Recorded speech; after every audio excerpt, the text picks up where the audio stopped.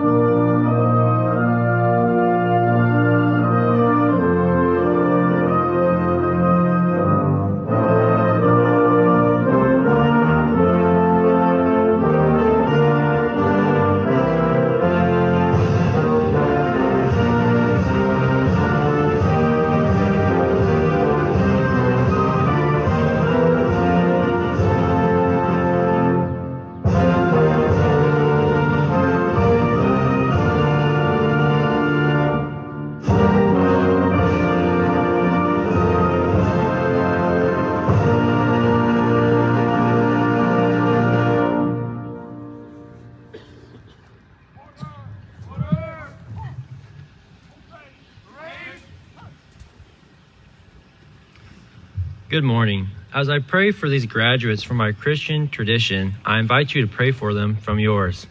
Let us pray. Heavenly Father, we begin this ceremony by pausing to give you thanks and to ask your blessing upon these graduates, their families, and the units in which they'll serve. We also give you thanks for our cadre and their hard work and dedication which makes this day possible. As of today, these students have accomplished the immediate mission. They have become airborne qualified. Together, we celebrate this accomplishment and trust that in the month and years to come, they will serve with great pride and increasing competency as airborne paratroopers. May their canopies be full and their landings soft. In your name I pray, amen. Please be seated.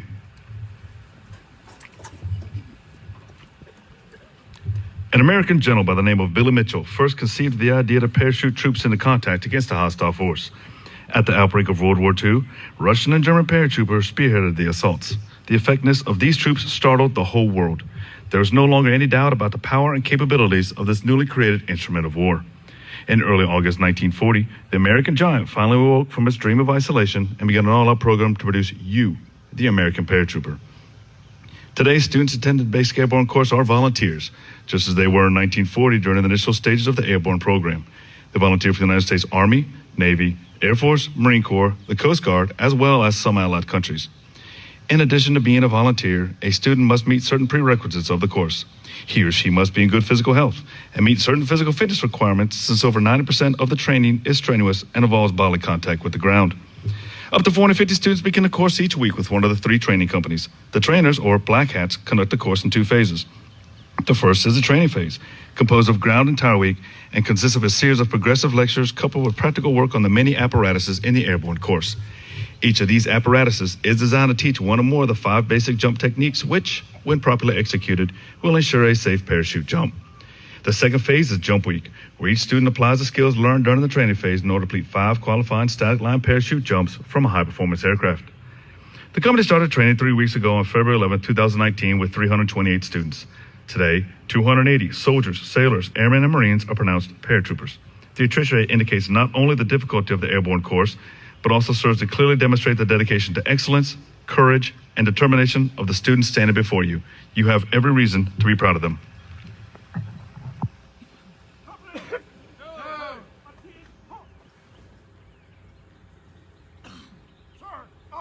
With 280. Prepare for graduation. Airborne.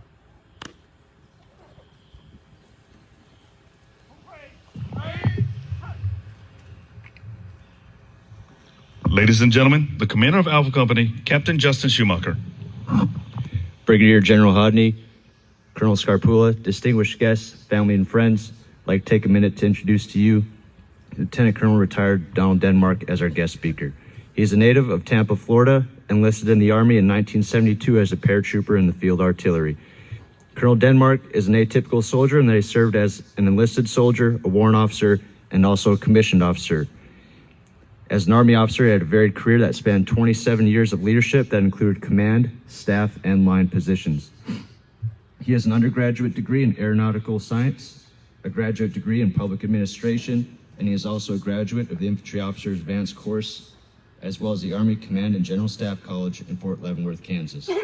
Lieutenant Colonel Denmark was subsequently assigned as a professor of military science at the University of Kansas and retired from the Army in 1998, after which he became the CEO of Professional Development Associates, contracting with military and civilian organizations all over the world in organizational and leader development strategies. Ladies and gentlemen, please welcome Lieutenant Colonel retired Donald Denmark.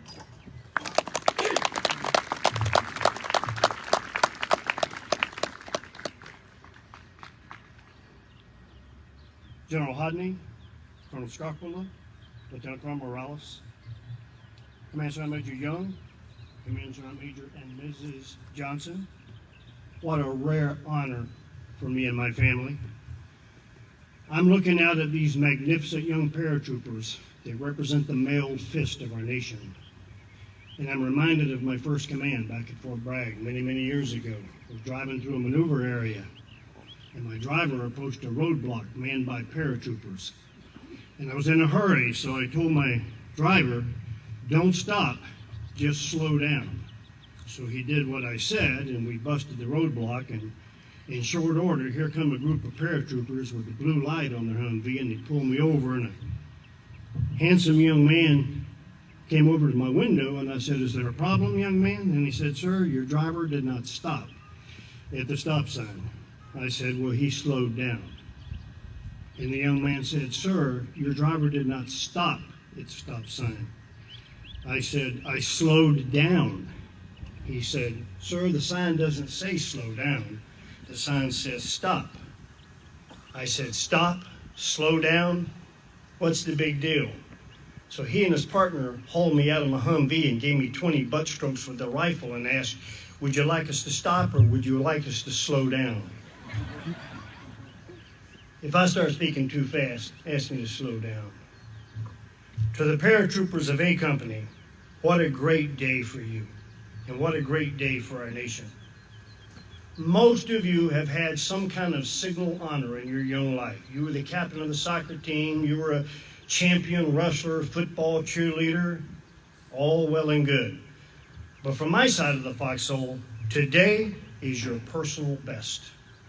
You should look in the mirror now and see someone totally different, because other people will see you differently. You're a paratrooper. I can't even hardly say that word without getting chumbucks. You fling yourself into the abyss of the night in pursuit of honor and glory and the defense of our freedom. But it's okay to feel honorable. It's okay to feel good about who you are.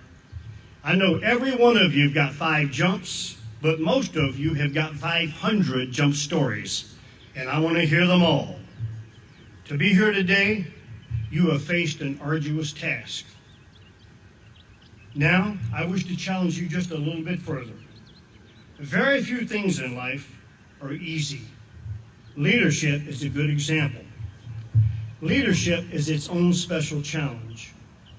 How will you allow others to see you? How do you want to be seen?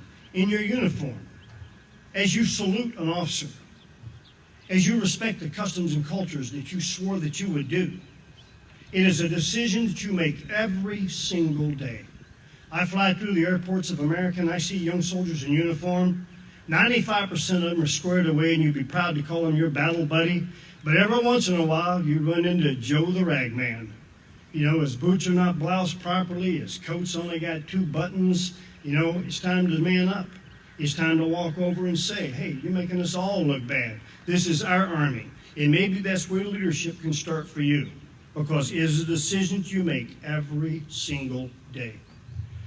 I served in the American Army for 27 years, and man, I have got a lot of war stories.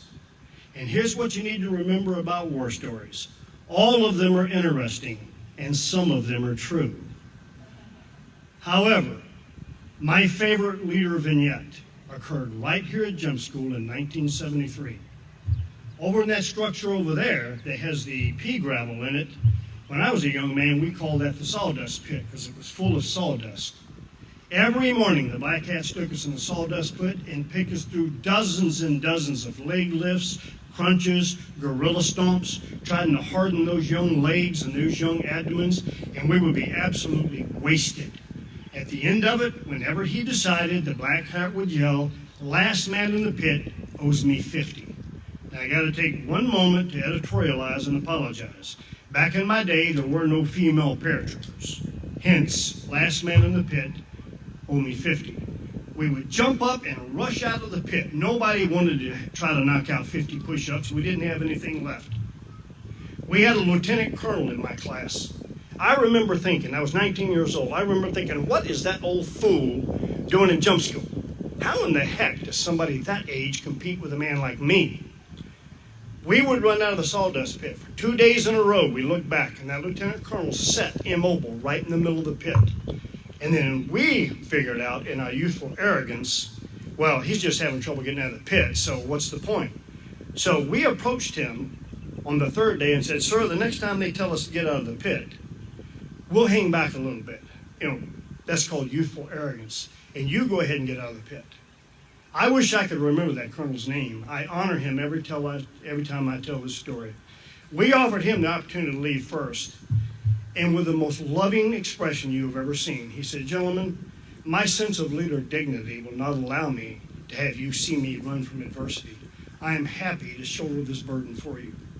I thought I was going to melt in front of this guy, and I thought, where in the heck do we get people like this to lead our country? My God. Imagine that he extemporized that on the spot. And the next morning, and I swear this to God, the next morning when the Black Hat said, last man in the pit owes me 50, nobody moved. We sat there, and you might imagine those Black Hats were screaming themselves hoarses, and we sat there. But finally, one of them figured it out. They called us to attention, and they marched us out of the sawdust pit. I never forgot that. I was a 19-year-old private, and I worked for many, many great leaders. But that kind of became a motto that a friend of mine recently echoed to me. This guy's a civilian, but he knew the story, and he said, you know what, Don, I've decided because of that example from that lieutenant colonel that I would be the last man in the pit in whatever I do.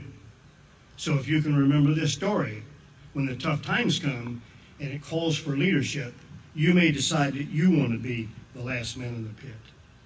Those were my thoughts then, and those are my thoughts now. And then, on that fateful day in July 1973, I became a paratrooper. When those wings were pinned on my chest, I thought I was the baddest dude that ever lived. I just could not imagine that I was wearing paratrooper wings on my chest. And I knew at that moment, I knew it, nothing that I would ever do would impact me psychologically or give me a higher amp feeling. And I served in the Army for 27 years, and I received a couple of medals here and there and a couple of badges here and there, but nothing replaced that feeling I got from those jump wings. Those jump wings shone bright on my chest throughout my career and today. But if that's true, it's because they shone bright in my heart and in my mind everywhere I went. I remember the company commander when I graduated jump school. Back then they did the formatting a little different. He asked, are there any 3rd generation paratroopers? And I thought to myself, well, heck, paratroopers only been around since 1940, and this was, 1973. And I got to thinking, of course, there were none. There were no third-generation paratroopers. But I remember thinking, man, holy smokes. That's something that stuck with me, third-generation paratrooper. That would have been cool to see somebody run up here and say, this third-generation paratrooper. That thought resided in my mind. As it happens, 25 years after that, in 1997, standing on this very spot, I was the guest speaker at my son's graduation from Airborne Class. My son became a second-generation paratrooper, and he stands among you right there. That's my son, second-generation paratrooper. But he's my son, so who cares?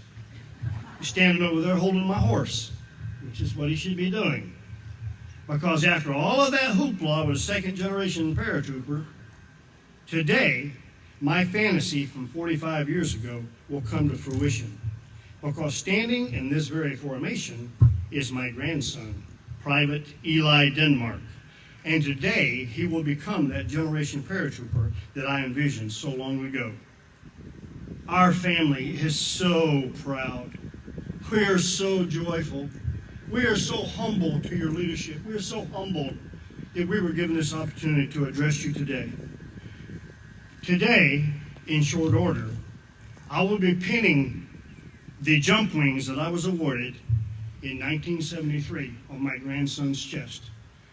These wings burn just as bright today as they did in 1973, and I have no doubt my grandson will carry on the tradition. On behalf of a grateful nation, I thank all of you for your sacrifices, and I thank you for your courage. If it ever comes to you and the encounter is an opportunity, I encourage you to choose to be the last man in the pit. Thank you for your forbearance of my limited offering today. I gave you the very best that I have. I wish all of you the very best of luck in all that you do. God bless you. God bless America. Airborne.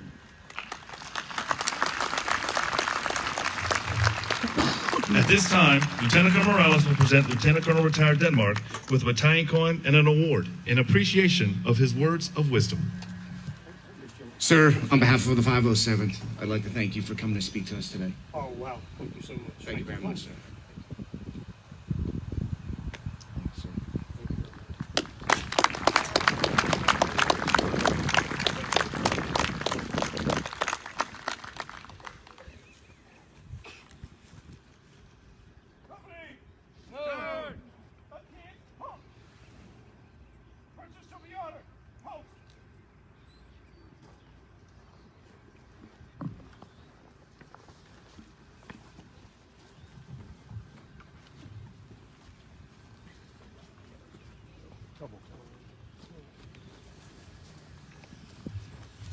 At this time, selected members of Alpha Company will be recognized.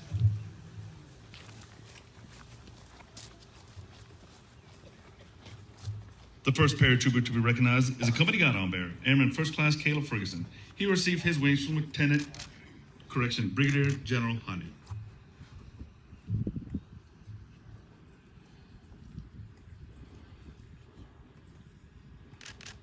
The next paratrooper recognized is a young member of the company, the Keeper of the Wings. The Keeper of the Wings is Private Trevor Pollard.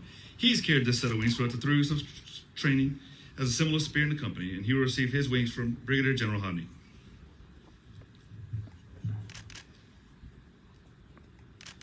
The Airborne School selects an enlisted, a non-commissioned officer, and an officer undergraduate for each cycle. The undergraduates are selected for their attention to detail, self-discipline, physical fitness, and ability to master all training tasks. The undergraduates receive a letter of commendation from the battalion commander and a special diploma. The enlisted undergraduate and recipient of the William Red King Award is Specialist Danielle Ferguson. She received her wings from Brigadier General Hodney. The NCO undergraduate and recipient of the Walter T. Morris Award is Sergeant Michael Sphaleontopoulos. He received his wings from Brigadier General Hodney.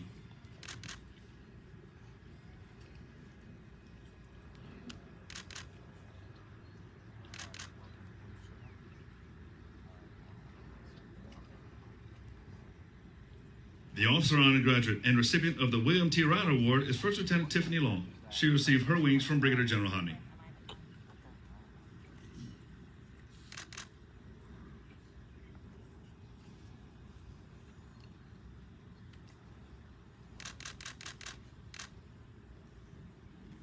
Every month, the battalion also recognizes the parachute rigger that makes the biggest contribution to the battalion.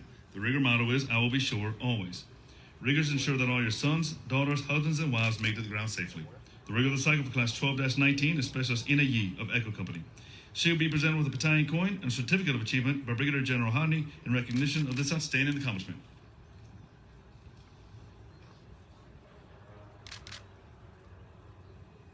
Every class, the black hat who made the most significant training and leadership impact on a class is recognized during the graduation ceremony.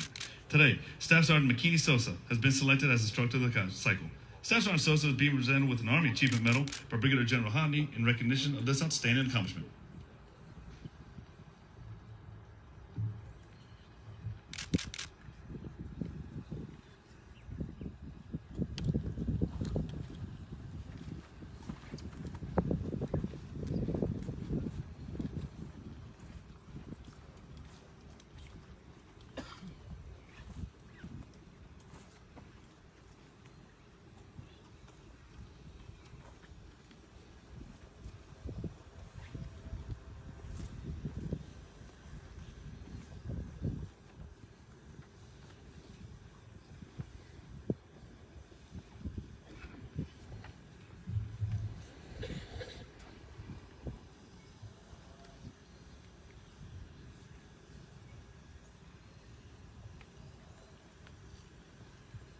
Please give the awardees a round of applause.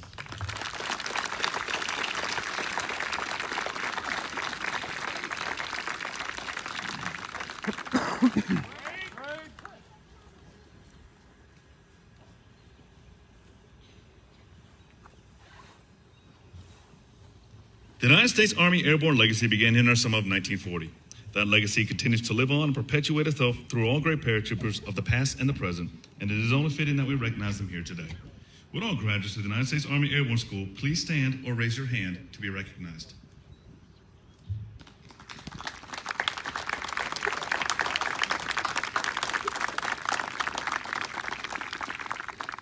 If you are a paratrooper, past or present, that is a graduate of the Airborne School and a pin in the wings on a second or third generation paratrooper, please come forward at this time and position yourselves alongside the company commander.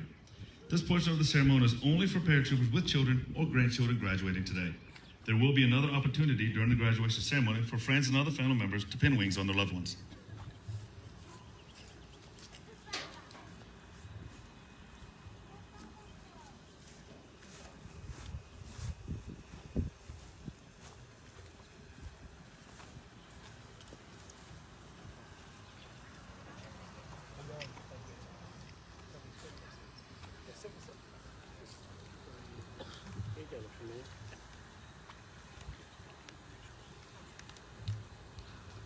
Second and third generation paratroopers, move forward and position yourselves in front of your family members. Family members, feel free to move forward to take photographs at this time. As a reminder, the Department of Defense policy strictly forbids the issuance of blood wings. Your cooperation in this matter is greatly appreciated.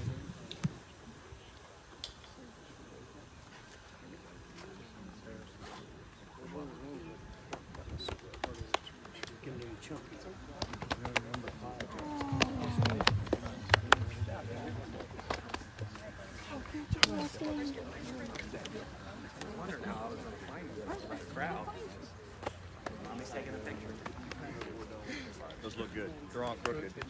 They look good.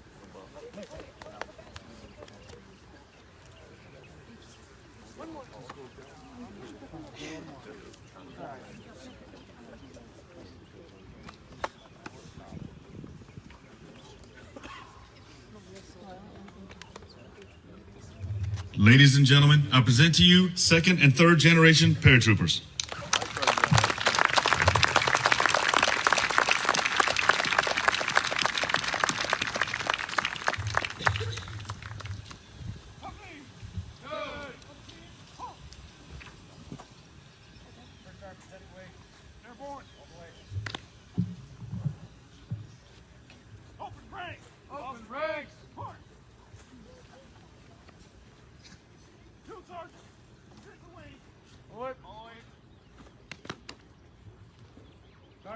Ladies and gentlemen, the first one has directed the instructors to present the wings. We ask for your cooperation in abiding by the Department of Defense policy by not giving blood wings.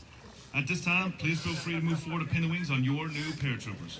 We urge any family members who need assistance in locating their paratroopers to please come to the boards located behind the bleachers.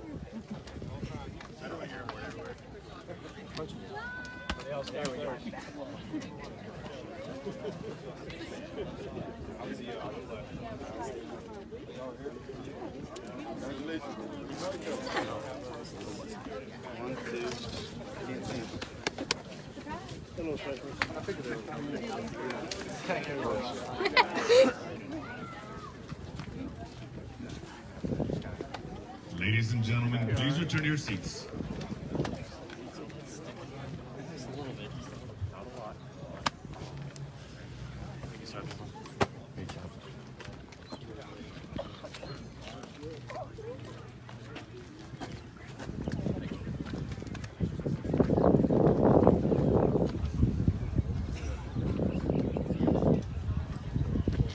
Ladies and gentlemen, please return to your seats.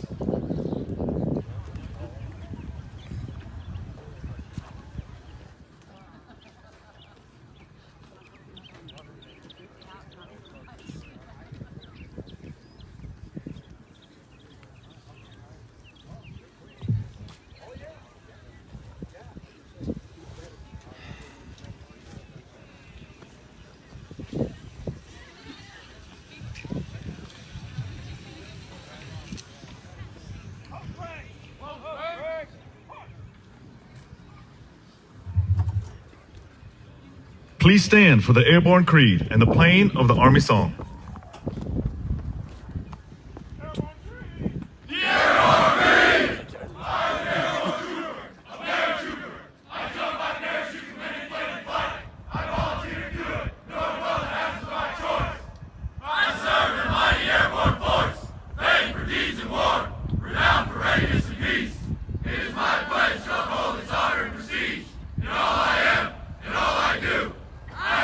Trooper, a sky trooper, a